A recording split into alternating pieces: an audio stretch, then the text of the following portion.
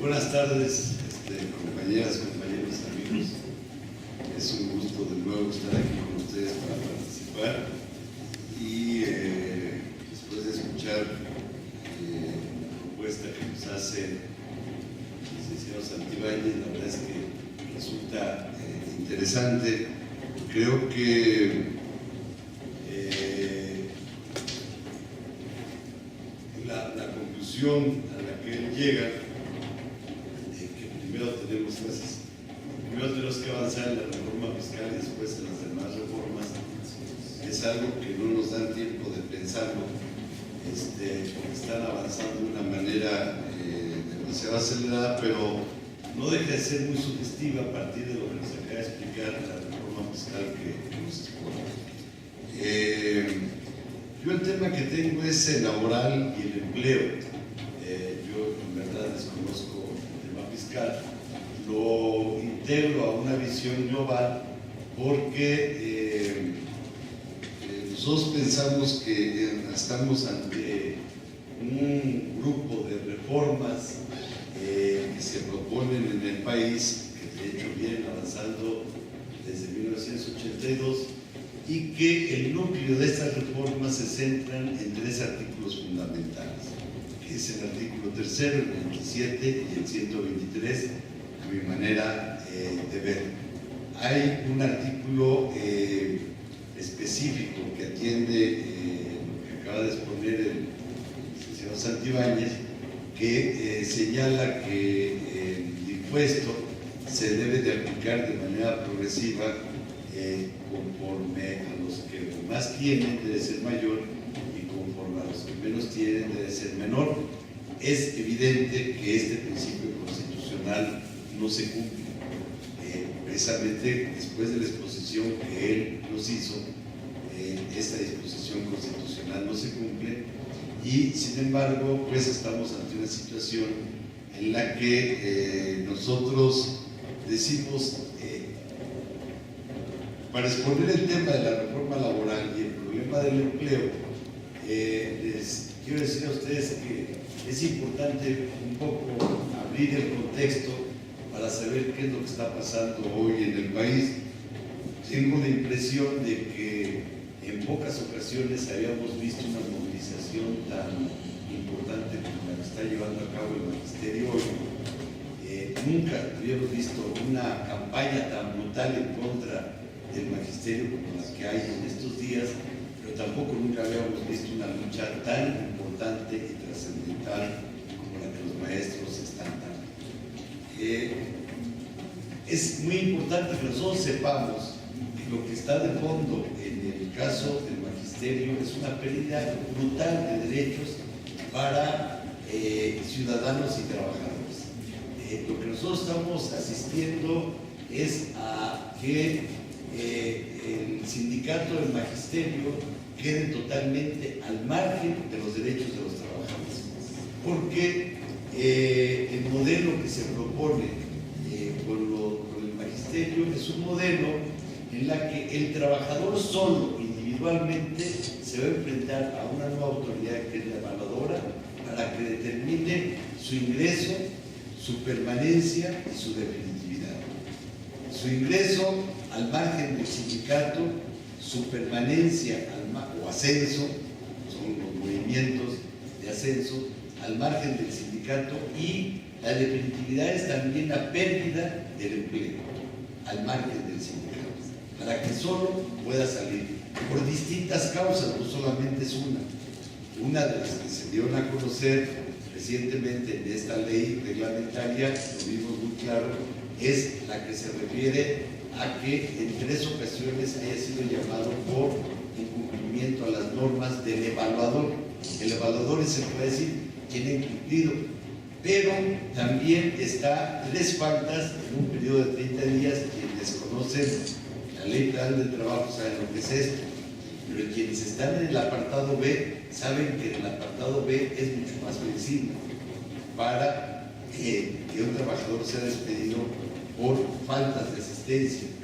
Aquí el problema es que el trabajador se tiene que enfrentar solo con una nueva institución que ni es el gobierno, que ni es la SEP, y que es el evaluador, que es, digamos, una especie de disfraz de lo que va a ser el representante del gobierno y el representante de las empresas. Entonces, el evaluador va a ser el que diga si es motivo de despido o no el que el trabajador salga, pero tiene otro agravante más, que se establece en la norma reglamentaria que el trabajador pueda ser despedido sin responsabilidad para la institución que le dio el nombramiento. ¿Qué quiere decir eso? Sin indemnización. El problema, la agresión a los maestros es brutal. Ya se había advertido por varios de nosotros, la NAD dio a conocer en febrero mismo, que fue la reforma constitucional, que venía esto. ¿Por qué? Porque ya en la reforma constitucional se decía claramente que este modelo es el que inspiró la reforma de 1980 para el régimen laboral de las universidades, pero para los académicos, no para los administrativos, ¿recuerdan ustedes? Los académicos tienen los sindicatos académicos que no sirven para un carajo, no sirven para nada, la ZAPAUNAM no sirven para nada más que para su casa del maestro, el restaurante, paseos y cosas así, pero no para defender los derechos de los trabajadores. Los académicos en las universidades públicas se defienden solos, con sus uñas, pero no a través de los sindicatos. Ese modelo es el que quieren aplicar en el apartado B, perdón, en el magisterio, pero con la diferencia de que los académicos universitarios hasta 80 no se regían por ninguna de las normas laborales. Ustedes recuerdan que Soberón proponía un apartado C para los académicos. Eso no progresó, pero se creó este régimen académico. Los maestros sí tienen un régimen laboral que está en el apartado B y se les está despojando de él. Entonces, la agresión es bastante brutal. Algún profesor apenas, si no mal recuerdo, el sábado publicó un artículo en La Jornada que dice muy claramente que esta es una ley punitiva, es decir, es una ley para agredir a los maestros. Y es cierto, es una ley terriblemente agresiva. ¿Por qué? Porque despoja de los derechos que anteriormente tenían los maestros en materia laboral y lo que otorga es un régimen donde queda sujeto a lo que determine la institución de evaluación. Entonces, la agresión es brutal. Esto explica por qué los maestros están movilizados como están movilizados, por un lado. Pero por el otro lado, compañeros, estos son los días que estamos viviendo. Por el otro lado, estamos ante una reforma energética la más profunda, la más agresiva que jamás haya tenido este país desde 1917. Porque se habían intentado las reformas en materia de electricidad. Ustedes recuerdan que fracasó Zedillo el 2 de febrero de 1999, que intentó la reforma del 27 y 28 para privatizar la industria eléctrica y fue rechazada por aquel SB que existía en aquel tiempo y aquel PRD que existía en aquel tiempo, que se llevó a cabo una lucha muy importante y se logró que una iniciativa presidencial en México se echara abajo, a pesar de que ya la había dado a conocer, a pesar de que supuestamente se presumía contar con mayoría en el Congreso de la Unión, tanto del PRI y del PAN, que era la composición básica de aquel momento. Se echó abajo. La reforma petrolera en varias ocasiones se ha echado abajo, pero a veces no somos muy atentos, compañeros.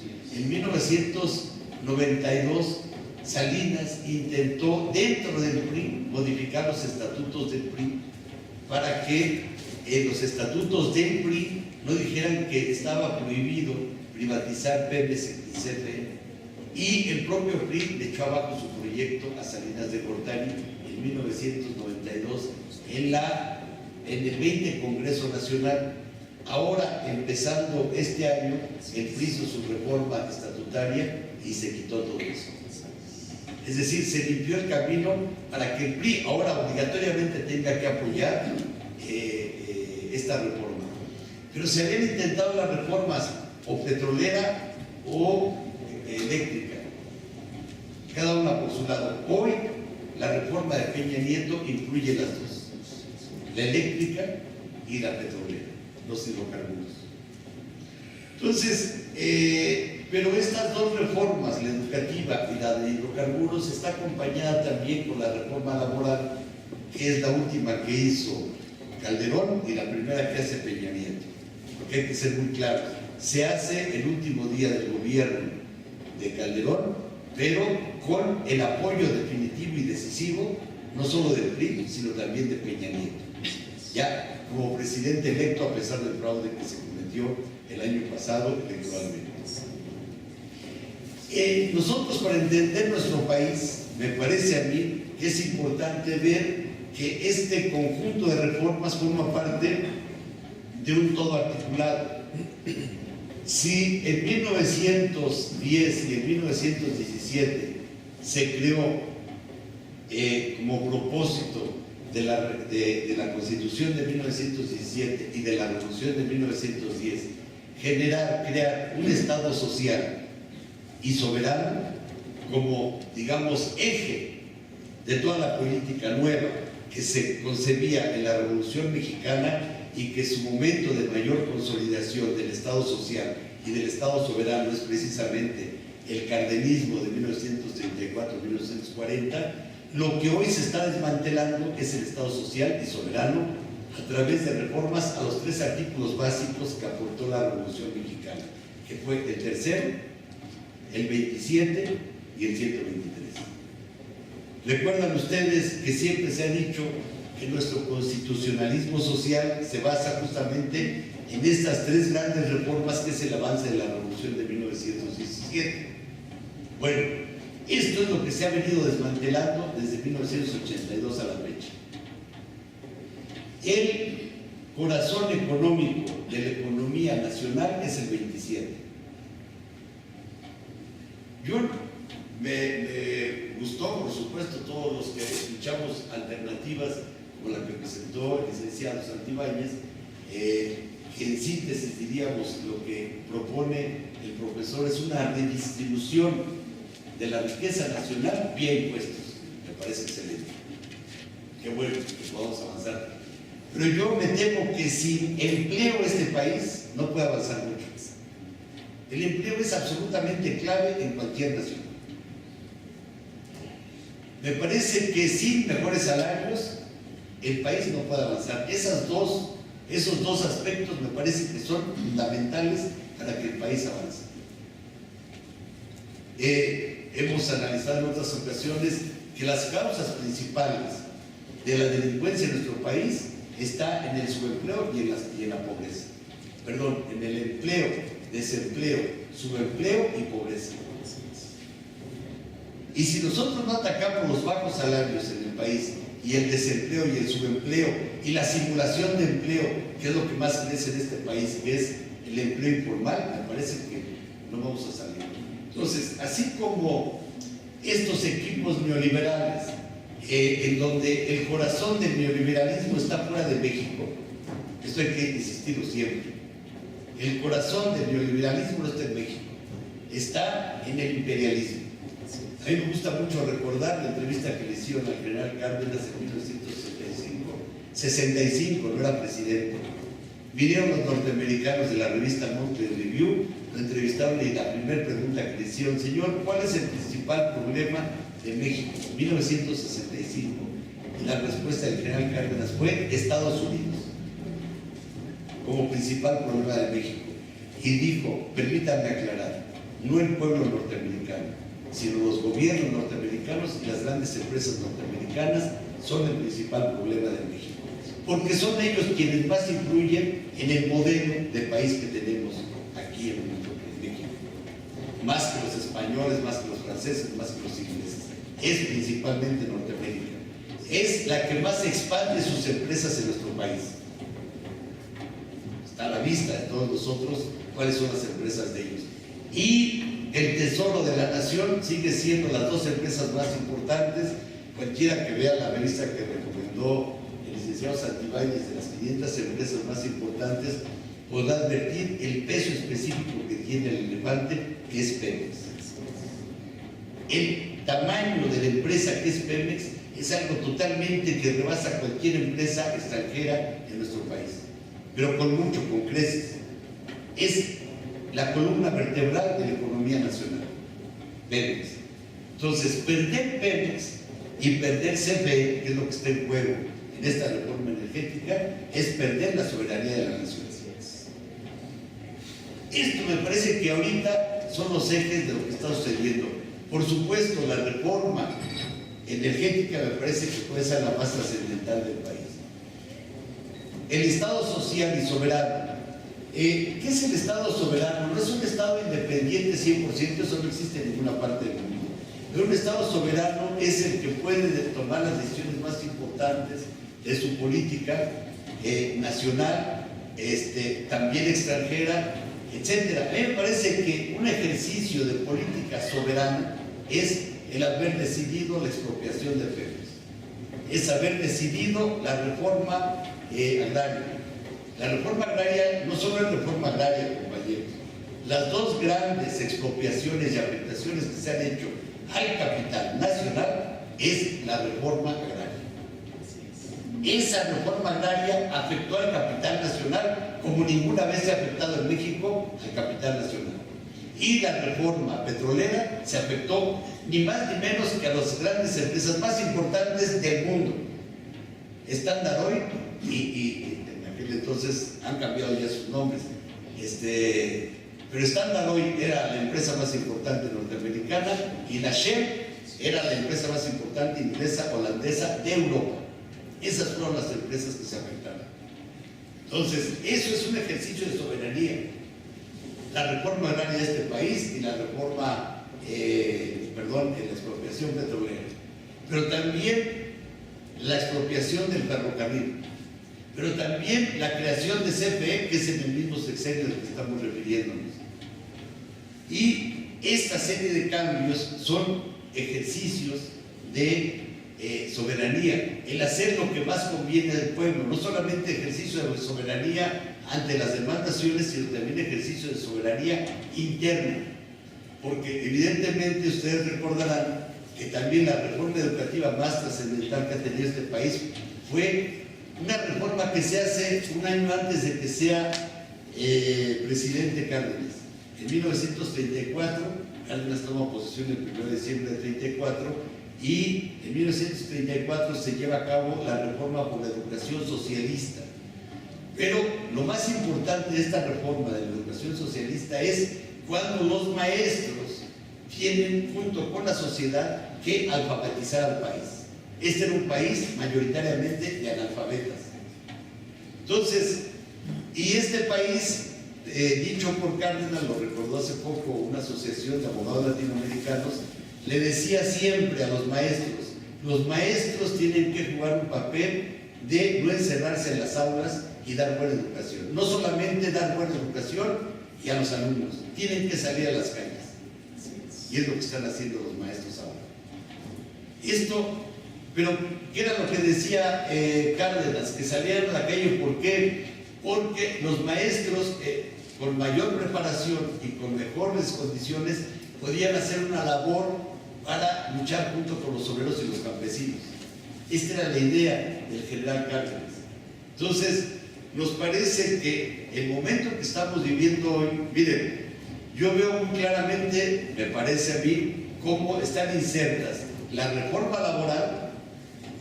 ¿Qué es lo más importante de la reforma laboral del 30 de noviembre y que hoy nos están aplicando a nosotros en el apartado B? Y lo estamos viendo no solo con las cifras que nos mostró el maestro, sino también en los hechos, que es una reforma que facilita y abarata los despidos. Y si facilita y abarata los despidos, está en este marco de estar generando una situación muy grave en el país. Y los outsourcing o contratistas están favoreciendo esa situación.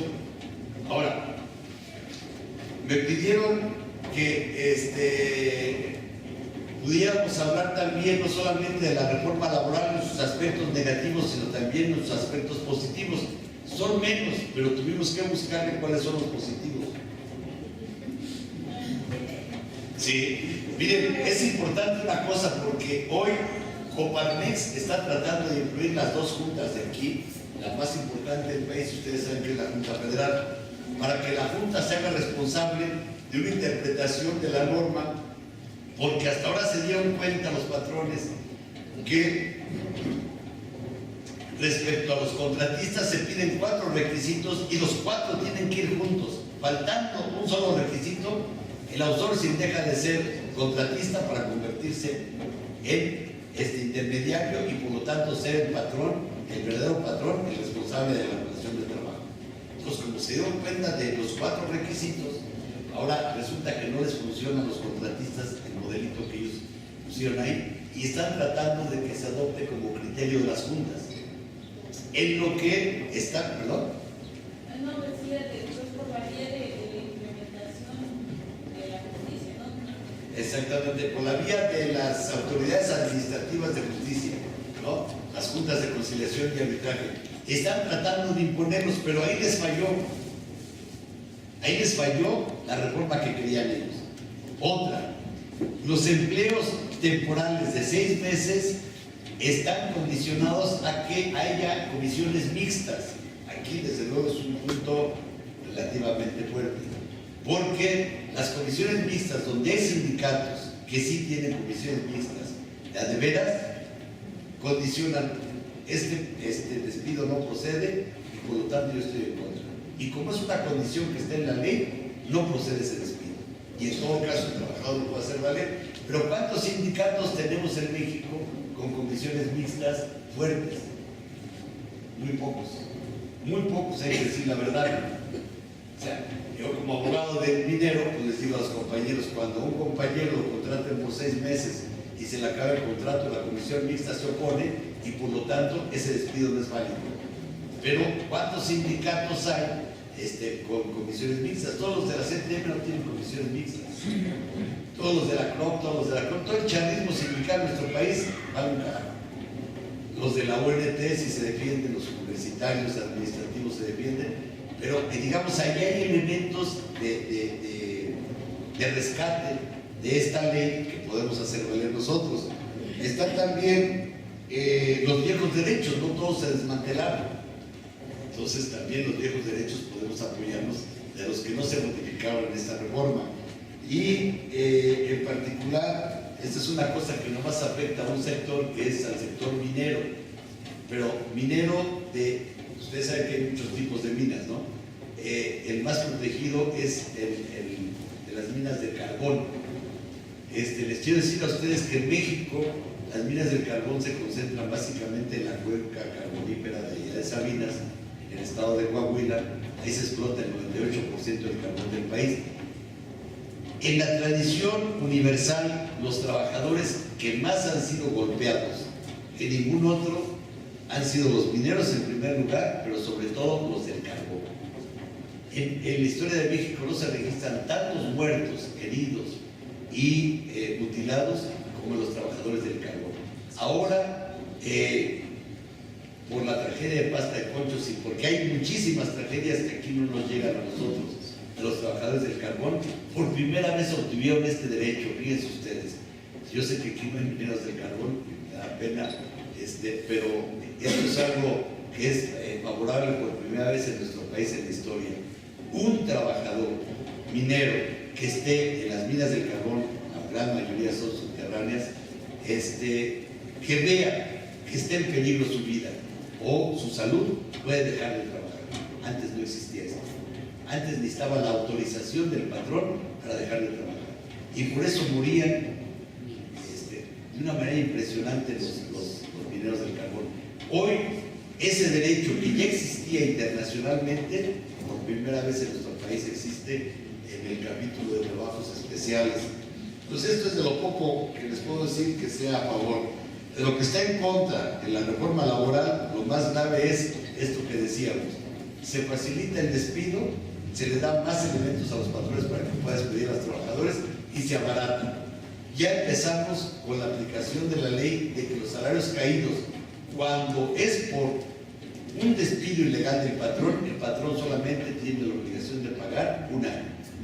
Esto es gravísimo. porque comprobado que es la irresponsabilidad del patrón y que el despido es ilegal, el patrón solo tiene la obligación de pagar hasta un año. Y eso va a generar un problema muy grave en nuestro país, de descontento, de problemas que desde luego se van a sumar a los que y aquí exponía el profesor. Está también la pérdida de la estabilidad en el empleo. ¿Se acuerdan que alguna vez aquí lo comentamos con ustedes? La estabilidad en el empleo es que dejen de haber en nuestro país trabajos estables para que solamente se contraten trabajos precarios. Cualquiera que vaya a las estadísticas, como las explicó ahorita el profesor, del Seguro Social, verá que lo que se contrata desde el gobierno de Fox, Calderón y el actual, más en nuestro país, en el caso del Seguro Social, fíjense, estamos hablando de empleos legalizados, de empleos formales. Lo que más se contrata es el trabajador eventual y no el de planta. Bueno, lo que más está creciendo en el país no es este tipo de empleo, sino el empleo precario informal. Ese es el que más está creciendo en el país. Es el modelito que nos están presentando. Pero esto tiene una repercusión en el sindicalismo nacional, porque, lo habíamos comentado aquí, lo que se está generando es un sindicalismo con trabajadores eventuales. Y un sindicalismo con trabajadores eventuales es un sindicalismo de gelatina, es un sindicalismo sumamente débil. Ese es el modelo de sindicalismo de los neoliberales. Ya no solamente es el viejo charrismo del PRI, sino que es un sindicalismo charro, controlado y débil, el más débil que pueda haber, porque ustedes saben la diferencia que hay entre un sindicato con trabajadores eventuales y un sindicato con trabajadores de planta. Entonces, esto es a lo que se está, digamos, llevando con este modelo de la reforma que nos acaban de aprobar el 30 de noviembre. Está también una reforma, ¿se acuerdan que hemos comentado en el artículo 28 de la Ley Federal del Trabajo, donde el Estado mexicano se convierte en exportador de mano de obra? ¿Dónde se nota cómo tiene que ver mucho con lo que está diciendo aquí? Ahora, el Estado mexicano no tiene más la obligación, que está en la Constitución, esa obligación, de ser el principal generador de empleos en el país. Ahora, el Estado mexicano puede dedicarse a exportar mano de obra barata a Estados Unidos y a otros países del mundo. O sea, se está legalizando lo que hasta hace poco era ilegal. Y entonces ahora el Estado va a ser un pollero, del cual las agencias de colocación, es decir, los polleros, se pueden ahora registrar, se legaliza, y a ver, vamos a mandar mano de obra a Estados Unidos, pero mano de obra controlada, ya no más mano de obra de la que se interna en Estados Unidos y regresa cuando quiere a México o cuando lo aprende, sino que mano de obra que vaya por 6 meses, por 4 meses, por la temporada de la cosecha o por 6 meses tenga que regresar a México y tenga de nuevo que radicalizarse, es decir, mano de obra controlada. Y esa mano de obra controlada es una mano de obra que hay que llamarla por su nombre, es gente sin libertades. ¿Y quiénes son los trabajadores sin libertades? ¿Por qué no tienen libertades? Porque al ser mandados por el gobierno mexicano o por las agencias de colocación de Estados Unidos, no va a poder salir de su área y de su perímetro de trabajo. Ahí va a tener cine, ahí va a tener deporte, ahí va a tener todo. Un poco lo que ya existe hoy en México, que es la mano de obra que va a Canadá, y que si nosotros la conocemos, en esas condiciones se manda. Son trabajadores que no son ciudadanos, porque una persona sin libertades no es ciudadana. En este mundo del siglo XXI se está haciendo esto. Esto también quedó en la reforma. Esto habla de un modelo de nación contraria, enemiga a esa nación, de sus propios trabajadores. Incluso en su calidad de seres humanos y en su calidad de ciudadanos. Bueno, estas son las reformas peores que hay. A lo que voy yo es a lo siguiente, a que se está avanzando en la destrucción del Estado social y soberano que se forjó en la Revolución y en la Constitución y en el cardenismo. Y esos 3 principales artículos fueron estos que mencionábamos. El tercero, que es de educación, el 27, que hay que detenernos un poco. El 27 no solamente son los energéticos, el 27 es la reforma agraria, el 27 son las minas del país, el 27 son las costas y es las fronteras, el 27 es la propiedad originaria de la nación, que no es la propiedad del Estado ni la propiedad de los gobiernos. Los gobiernos son administradores y en todo caso el Estado y la nación es lo que nosotros podemos identificar como propietarios originarios de estas riquezas nacionales que son de las que nos están despojando. Y la propiedad social. En México existen 4 tipos de propiedades mientras no nos cambien radicalmente la Constitución, que es la originaria, que es la pública, que es la social y la privada. Pero con estas reformas, desde 1982, en particular con el gobierno más agresivo que hemos tenido ahorita, digamos, que sería el de Salinas, el TLC es toda la plataforma del neoliberalismo, digamos, sienta las bases de lo que se está haciendo hoy, por supuesto de lo que también hicieron los panistas. Pero las reformas más brutales, al tercero, al 27 y al 123, empezaron sobre todo con Salinas de Gortari. Y su plataforma, digamos, continental es el Tratado de Libre Comercio. Este que subordina a Estados Unidos, México a Estados Unidos. Pero aquí hay una cosa muy importante que debemos de recordar. Como el propio PRI no le permitió la privatización de Pemex y CFE, por eso no quedaron estas 2 empresas en el Tratado de Libre Comercio. Eso hay que saberlo, compañeros. Entonces, me parece que es muy importante que nosotros veamos en conjunto estas reformas porque están articuladas entre sí, no son ajenas, son parte de un proyecto general, imperialista, neoliberal, que tiene en México. Recordemos algo que hemos estudiado ya desde hace décadas. Recordarán ustedes que en los años 80 y 90 decíamos, toda la generación de neoliberales estudiaron en las universidades de Estados Unidos, donde formaron a estos Chicaguito Boys mexicanos, pero también latinoamericanos. Aquí hay que pensar que en los años 80 y 90 la mentalidad neoliberal eran aproximadamente 10,000 estudiantes que los gringos luego se burlaban porque decían, miren, en vez de estar invadiendo países latinoamericanos, que es tan costoso hacer guerras contra los países latinoamericanos, mejor eduquemos a sus gobernantes y los hacemos neoliberales. Bueno, hoy ya no son estudiantes. ¿Dónde están? Y no solo son gobernantes, son empleados de las grandes empresas transnacionales. ¿Dónde está ASPE? ¿Dónde está CEDIC? Este reportaje que nos presentó la revista Proceso la semana pasada, donde nos ubican a los principales funcionarios del gobierno de Salinas, hoy como gatos, como sirvientes asalariados de las grandes empresas transnacionales. Entonces, la estrategia es bastante más compleja. ¿Qué quiero decir? Que es necesario que también avancemos en la reforma fiscal, me parece muy bien, pero también si nosotros nos planteamos cómo echamos atrás esta reforma laboral, cómo echamos atrás esta reforma energética, cómo echamos atrás esto que han ido avanzando ellos, o cómo, la reforma energética, cómo la frenamos, la reforma laboral, cómo la echamos atrás. Cambiando el Congreso, porque ahí sale. Me parece muy bien, pero también los gobiernos. Pero aguas, porque el imperialismo no lo vamos a cambiar, cambiando el Congreso y los gobiernos. Ya ellos desde Salinas para acá han aprobado todo. Y luego, claro, yo estoy de acuerdo con el compañero, pero fíjense ustedes, también hay un sector que es clave en todas estas reformas neoliberales, que es la oligarquía mexicana, que suele ser la más hipócrita. Son los 500 de los que hablaba él. Estos también les podríamos llamar la oligarquía.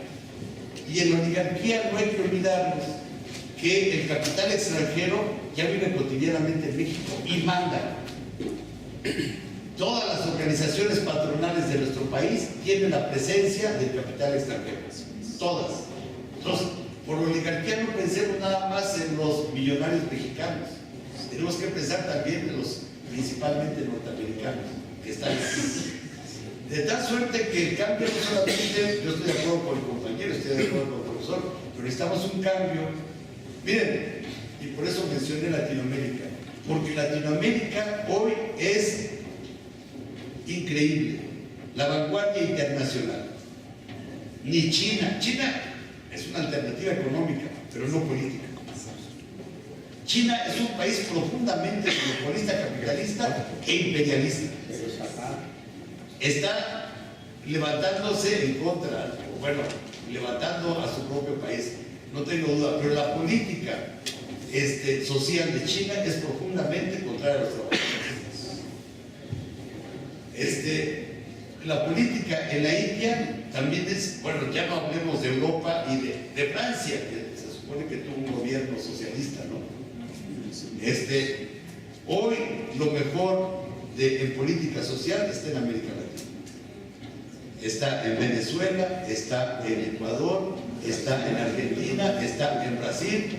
¿Y saben cuál es el gran temor de Estados Unidos? Que América Latina se llegue a unificar. Claro, pues, hemos sido sus sirvientes durante décadas, 200 años cuando menos. Entonces, aquí nosotros tenemos muchas perspectivas nuevas, pero es importante saber que estas reformas están entrelazadas. Que estas reformas no son porque una les interesa a los norteamericanos, otra les interesa a los mexicanos, otra les interesa a la clase media. No, aquí están muy entrelazadas. Yo dijera que se trata de un modelo para desarmar el Estado social y el Estado soberano mexicano. Si nosotros nos dividimos como estamos divididos, fíjense, hoy nos amanecimos con una noticia muy interesante. Pablo González Casanova y otros intelectuales convocan una movilización, creo que es este domingo próximo, ¿no? El sábado. Cuauhtémoc, por su lado, con el PRD, convoca a otras movilizaciones, pero sin fecha. Y Morena ya tiene desde hace tiempo la convocatoria para el sábado 8. Domingo. Ok. ¿Cómo no somos capaces de concluir todos? Ahora, yo les digo una cosa, a mí no es que me parezca malo, que se hagan varias propuestas. Lo que digo es que tenemos que articular, que tenemos que hacer unas de propuestas y ahí saber también que tenemos que participar. Hay cosas en las que a nosotros no nos toca, por ejemplo, las movilizaciones del magisterio, pero nosotros tenemos que solidarizarnos y salir a la opinión pública, hablar y explicarle a la gente por qué son justas las movilizaciones, pese a los problemas que nos crean. Ahorita me aventé pasar, cruzar todo el Zócalo, se me olvidó, y tomé taxi, entonces me quedé de aquel lado del Zócalo, y crucé todo el Zócalo. Ustedes saben que es verdaderamente un laberinto, ¿no? Pero lejos de molestarse, uno tiene que saber por qué están luchando los maestros. Lo que no hizo la clase obrera industrial de nuestro país con la reforma laboral, mejor lo han hecho los maestros. Yo sí, mis respetos para los maestros. Tenemos que explicar a la población porque entre el Canal 13 y Televisa han echado la opinión pública en contra de los maestros. Bueno, todos los medios, la mayoría, no todos, pero la mayoría. Entonces, por ahí está esa gran movilización, pero no tenemos que descuidar la lucha contra la reforma energética. Esa nos va a la vida, compañeros. Nos va cosas fundamentales para el país. Y lo que tardamos en lograr esas dos empresas, vamos a perder un abrir y cerrar de ojos. Es verdaderamente grotesca la propaganda, pero hay mucha gente que se la cree. ¿Quién puede imaginarse comparar Estados Unidos con México? Se necesita ser bruto, retrasado mental para compararlo. Así es. Todos los días lo están comparando. Todos los días. Estados Unidos hace tantos pozos petroleros y nosotros tantos. Estados Unidos hace... ¿qué les pasa? Es como cuando los abogados patronales decían, es que tenemos que ser como los norteamericanos. La respuesta era muy sencilla. Dame el salario de los norteamericanos y te doy todas las leyes mexicanas. Así es. ¿Para qué quiero yo la ley federal del trabajo? Y el artículo 123 constitucional, nada más dame ese salario norteamericano. ¿Cómo se puede comparar? Se necesita ser bruto para comparar una economía norteamericana que se ha forjado en condiciones tan diferentes a las nuestras. Nosotros tenemos que aprender a rescatar lo nuestro y no a creer que lo vamos a rescatar pareciéndonos a Estados Unidos. Entonces, hay muchas formas en que nos están atacando y yo digo que debe de ser también de nuestra parte articular las alternativas. A mí, yo confieso que no conocía la alternativa del profesor, me parece muy interesante, pero me parece que hay que articularlas con las demás, que no son excluyentes, que tenemos que buscar cómo y luego no dividirnos, porque esto que acaba de suceder, que ahora yo convoco, mañana vamos a convocar una movilización solo para apoyar la alternativa de él, tenemos que articular las alternativas. Tenemos que buscar cómo saber aprender entre todos a marchar juntos. De otra manera, si nos seguimos dividiendo, me parece que no vamos a ir muy lejos. Bueno, yo ya me metí a otro campo, pero tenía mucho interés en platicar con ustedes porque el momento es muy difícil, es muy complejo, compañeros. A Y mí tenemos que hacer un esfuerzo. me habían dicho el asunto de los maestros que era para dejarle las plazas a sus allegados, ¿era eso? ¿No? Los que hablan, ¿no? Bueno, yo hasta aquí mi exposición, Los que pero no que se organice el son- debate porque también, por supuesto, el profesor